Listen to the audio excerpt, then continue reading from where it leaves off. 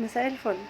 كتير بيبعتولي انا عايز حد يكون في حياتي، انا عايزه الناس تحبني، انا مش بحب نفسي، انا ما بحبش اقعد مع نفسي، انا عايزه على طول افضل وسط الناس، انا عايز اتجوز جوازه والسلام لان أنا خايفه قطر الجواز يفوتني. كل الحاجات دي سببها او اساسها حاجه واحده: احنا مش عارفين قيمه نفسنا، مش عارفين نتواصل مع نفسنا. فطبعا بسبب كده بنقع مع ناس ممكن يستغلوا ده، لانهم بيعرفوا ان احنا مش عارفين قيمة نفسنا وبنرضى بأقل حاجة وعايزين بس نبقى متشعلقين مع حد، وحد يدينا شوية حب شوية حنان شوية اهتمام وبس كده. بيخلينا نلبس في الحيط بعدها بفترة وبنطلع بتروما او بنطلع بأزمة نفسية، ونقول بعد كده احنا اللي غلطانين، احنا السبب، احنا اللي عملنا كده في نفسنا. القعدة مع النفس ولا تخوف، كأنك قاعد مع حد قدامك صاحبك بيفضفض لك بيقولك انا مخنوق متضايق، هتعمل ايه؟ صح، على طول تجري نتكلم ونشوف ونحل ونظبط، صح؟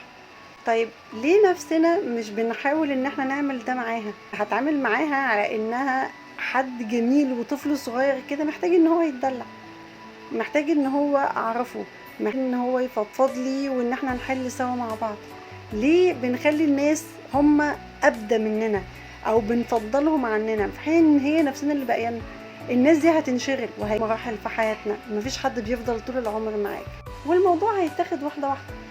انا عايزه اقعد مع نفسي، هعمل ايه؟ قاعده حلوه بس كاني حد جايلي، كوبايه الشاي بتاعتي بقى، العصير، ايا كان، واقعد في المود اللي انا حباه ومرتاحه، واما اسجل يا اما ان انا اكتب، اقعد اشوف ايه اللي هنا، اطلع شويه الصندوق الاسود اللي موجود اللي في الطيارات، هو موجود عندنا على فكره، وكل واحد فينا عنده جانب كده مظلم كده وقافل عليه ومش عايز يبص له. عرفني مشاكل انا كنت مأجلاها، وبسبب ان انا مأجلاها ومش مواجهاها عامله لي مشاكل تانية في حياتي دلوقتي، بعد الناس عني، مخلياني مش عارفه اركز في شغلي، مخلياني مش عارفه اعرف قدراتي ولا اعرف انا مين ولا عايشه ليه ولا.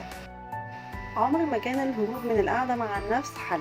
أنا ممكن هعمل كده مرة اتنين تلاتة، لكن هلاقي نفسي كل مدى الموضوع بيزيد ومشاكلي بتزيد، وللأسف الناس بتبعد عني.